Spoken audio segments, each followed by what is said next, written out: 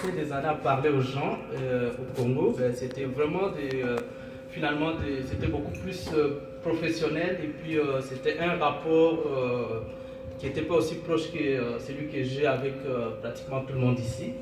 Donc ça fait quand même beaucoup d'émotions pour moi. La première chose, c'est que je veux vraiment vous dire merci. Merci beaucoup de vous être déplacés dans les conditions qui sont les nôtres ici. Chacun ses occupations, tout le monde s'est déplacé. Et en même temps, je vais dire aussi, comme Paul, je vais m'excuser pour le retard. Je ne dirais pas que c'est indépendamment de notre bonne volonté. Donc c'est très facile ça de dire comme ça. Donc c'est vraiment un retard que nous assumons entièrement et nous espérons nous amender pour la prochaine fois. Alors là, est-ce que j'ai eu vos excuses? Oui. Merci. Alors là, je vais passer à la suite. Donc,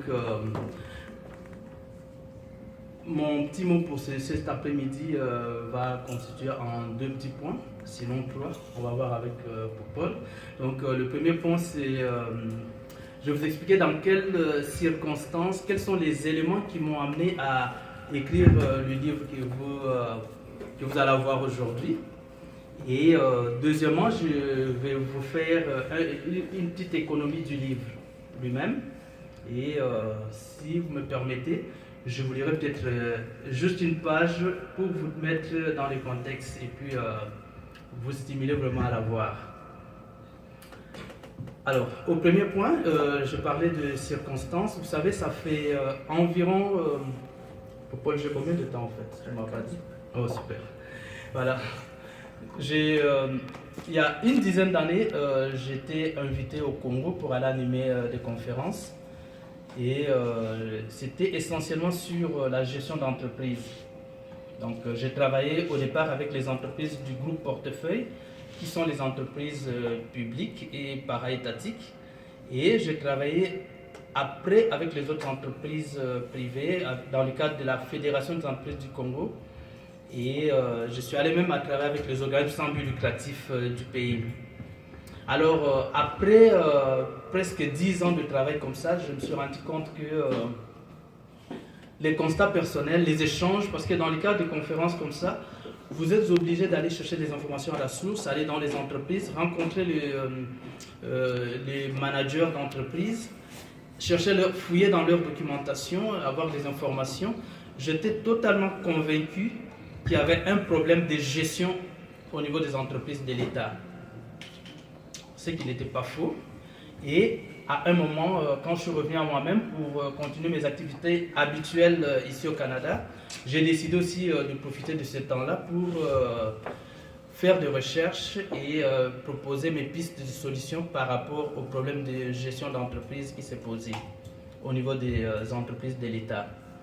Et après toute une année de réflexion, je me suis rendu compte que même si on résolvait les problèmes de la gestion, donc les fonctions classiques de gestion, donc le management, comment on appelle, au niveau des top managers, donc les patrons d'entreprises publiques, tout comme les autres fonctions classiques comme le marketing et autres, tout ça, finance, on règle tout ça, il subsistera toujours un problème. Et les problèmes se trouvent plus au-dessus de tout ce qui constitue le patron d'entreprise. Au-dessus d'eux, il y avait un problème qui se posait. Alors, de mes recherches, j'ai compris que le vrai problème, il y avait le problème de gestion, mais il y avait beaucoup plus que ça, il y avait un problème de gouvernance d'entreprise. Alors, je sais que il y a des gens qui ne s'intéressent pas trop à la gestion, il y a beaucoup de gens qui ne s'intéressent peut-être pas à la gouvernance dans la salle, mais je vais essayer peut-être de donner des petits exemples pour expliquer ce que je viens de dire. Donc, je prends un exemple beaucoup plus simple. Si mon ami Paul ici et moi, on décide, si Paul décide aujourd'hui d'ouvrir une boutique ou une chaîne de magasins, le jour où il décide d'ouvrir sa boutique ici au Canada et qu'il est patron de l'entreprise, il gère lui-même l'entreprise, il fait les opérations au quotidien, ça veut dire que là, ça concerne la gestion de l'entreprise.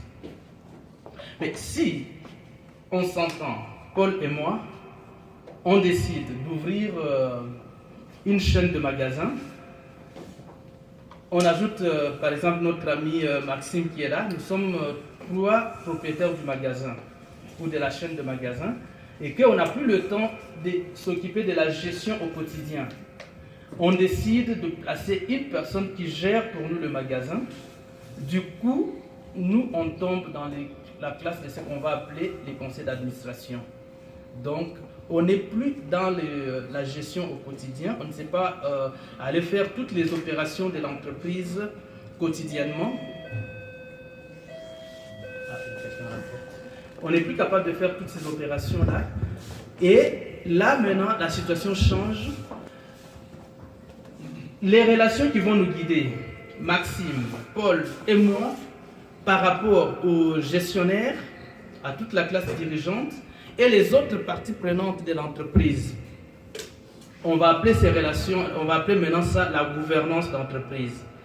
Donc concrètement, il s'agit de l'articulation de la relation entre les différentes parties prenantes de l'entreprise. Ça veut dire le membres du conseil d'administration qui se sont constitués. Et là, je parlais du conseil d'administration, mais c'est tout à fait un conseil d'administration de fait parce que je ne suis pas entré dans les détails, comment organiser ça, mais ça va peut-être être ennuyant, ça va rendre long mon exposé. Alors, du coup, en se retrouvant comme ça, là, les relations qui doivent nous guider entre nous qui sommes les propriétaires, la personne qui gère ou l'équipe qui gère, l'équipe de management, et les autres parties prenantes de l'entreprise. Ils peuvent être aussi, on va prendre l'exemple de l'État par exemple, c'est une partie prenante de l'entreprise parce qu'il a un grand impact sur le fonctionnement de l'entreprise. Et là, on va parler de la gouvernance de l'entreprise. Et dans le cadre des entreprises de l'État dont on parle aujourd'hui, c'est pratiquement de la même façon que ça fonctionne. Vous verrez ça dans le livre, sinon je risque de vous, vous donner tous les détails, ça ne vaut pas la peine. Vous verrez dans le livre, il y a l'État qui est le propriétaire de l'entreprise. Il peut jouer plusieurs rôles, il peut être l'État, il est propriétaire. Il y a l'État régulateur, excusez-moi. Il y a l'État régulateur, ça veut dire c'est lui qui initie des lois sur le fonctionnement des entreprises, que ce soit public ou privé. Et il y a l'État qui peut être aussi producteur, l'État il joue plusieurs rôles. Mais dans le cas d'espèce, ce qui nous intéresse, c'est plus l'État propriétaire de l'entreprise qui va fonctionner, quelles sont les relations qui vont unir l'État avec le patron de l'entreprise. Et il y a toujours un élément de jonction entre l'État propriétaire et les managers de l'entreprise, c'est les conseils d'administration qui travaillent pour l'intérêt du propriétaire de l'entreprise, tout en s'assurant que les intérêts des autres parties prenantes dans l'entreprise sont garantis. Alors, plus ou moins ça. Du coup, je me rends compte qu'en parlant de la première partie, je suis même entré dans la deuxième partie qui était l'économie du livre. Alors, les livres, comme on l'a dit, donc je passe du coup à la deuxième partie. Les livres s'intitulent Entreprises publiques en République démocratique du Congo, l'impératif d'une gouvernance créatrice de richesses et accès vers l'intérêt national. Alors, pourquoi ces thèmes? Vous allez le voir dans les livres. Mais je vais plutôt, par respect pour vous, je vais plutôt vous dire comment il est structuré. Le livre, il est structuré, disons, il est divisé en 2 grandes parties. La première partie, elle est essentiellement théorique. Alors, cette partie-là enfin, la première, elle est théorique, et la seconde, elle est totalement pratique. Alors, dans la partie essentiellement, je pèse bien les mots, je dis essentiellement théorique, on parle des entreprises publiques. Elle est intitulée Entreprises publiques, l'État et la gouvernance d'entreprise. Vous voyez, comme vous, je n'ai pas encore retenu moi-même mon propre livre, je n'ai pas encore tout retenu. Alors j'ai le droit de jeter un coup d'œil, donc c'est ce que vous allez faire aussi. Alors, donc on parle d'entreprise publique, l'État et la gouvernance d'entreprise. Alors que la seconde partie va parler de la gouvernance d'entreprise dans le secteur public en République démocratique du Congo et au niveau international. Alors, au niveau du Congo, au niveau d'abord théorique, donc en parlant des entreprises publiques, l'État et la gouvernance d'entreprise, nous avons essayé d'aborder certaines questions des bases qui se posent au niveau des entreprises. Notamment, on a parlé du rôle de l'État, parce qu'il se pose toujours un problème. On dit il y a un débat d'ordre idéologique entre le tenant des privatisations ou des maintenir les entreprises publiques dans leur état. Mais il y a toujours un élément dont il faut tenir compte avant d'aborder tout ça, particulièrement dans tous les pays du monde où les entreprises publiques jouent un rôle essentiel. On doit tenir compte du rôle de l'État. Parce que c'est bien beau, on peut demander de privatiser les entreprises, mais est-ce que l'État a la capacité de privatiser ces entreprises-là? Parce que si l'État n'a pas la capacité de privatiser, si l'État n'a pas la capacité de bien gérer les entreprises publiques, ça veut dire qu'il n'a pas aussi la capacité de bien privatiser les entreprises. Alors, du coup, la privatisation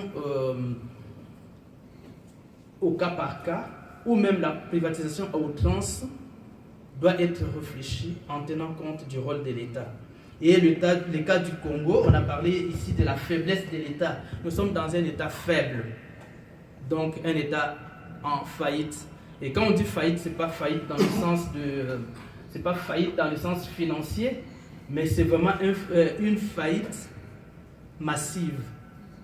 Donc c'est totalement en faillite. Donc l'État n'est pas capable de jouer ses fonctions.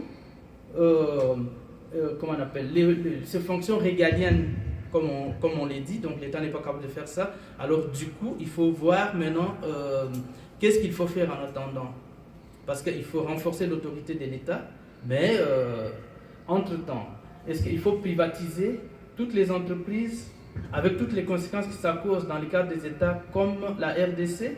Donc toutes ces questions-là, vous trouverez des réponses dans le livre. Donc on a parlé du rôle de l'État, on a parlé de la responsabilité sociale des entreprises. Est-ce que les entreprises publiques en RDC jouent encore leur rôle? Est-ce qu'elles sont responsables socialement par rapport aux partenaires, par rapport aux parties prenantes qui constituent aussi les salariés et les autres membres de la société? Donc on a réfléchi à toutes ces questions-là. Alors là, je vais passer rapidement à la deuxième partie. Donc dans la deuxième partie du livre, on parle de la gouvernance d'entreprise dans le secteur public en République démocratique du Congo et au niveau international. Alors qu'est-ce que nous avons fait? Nous avons voulu plutôt... nous avons mis l'emphase sur la République démocratique du Congo, mais on s'est dit, on ne va pas juste présenter le cas du Congo, mais comment ça se passe ailleurs. Comment ça s'est passé ailleurs, d'où nous avons pris comme ça le cas de certains pays. J'ai pris l'Inde, qui est un pays en transition, comme on le sait. J'ai pris le cas du Canada, parce que je suis d'abord du Canada. Et je suis allé plus loin, j'essaie de prendre aussi le cas de l'Allemagne, qui a un système de gouvernance qui est totalement différent des autres. Mais le vrai point commun de toutes ces entreprises, tous ces pays-là, au niveau de gouvernance d'entreprise, se situe plutôt au fait qu'ils ont pris les règles de gouvernance telles que préconisées par l'OCDE. Alors, vous verrez le tout dans les livres. Je n'ai pas envie de vous ennuyer avec tous les détails du livre. Et pour avancer, nous avons un chapitre tout à fait spécial que je vous recommanderai vivement. Alors, ce sera le dernier chapitre de la deuxième partie que j'ai intitulé « La modernisation de la gouvernance des entreprises publiques en République démocratique du Congo ». Alors, dans le cadre de ce chapitre-là, il est fait une analyse comparative des systèmes de gouvernance d'entreprise.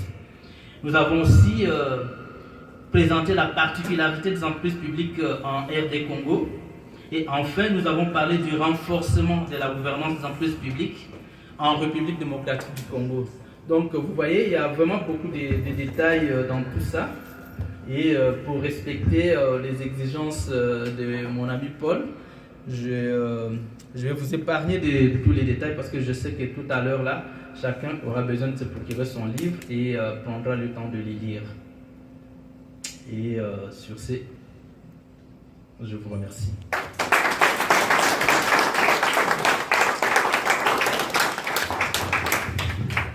Merci Dick, merci à tout le monde. Alors, on va passer, comme j'avais mentionné tout à l'heure, à la période de questions-réponses. Alors, ça va être des questions brèves, des réponses brèves aussi, parce que tout le monde doit évidemment se procurer le livre et aller trouver les réponses dans le livre. Alors, si vous avez des questions pour l'auteur, n'hésitez pas, le micro est ouvert et vous pouvez lui poser des questions.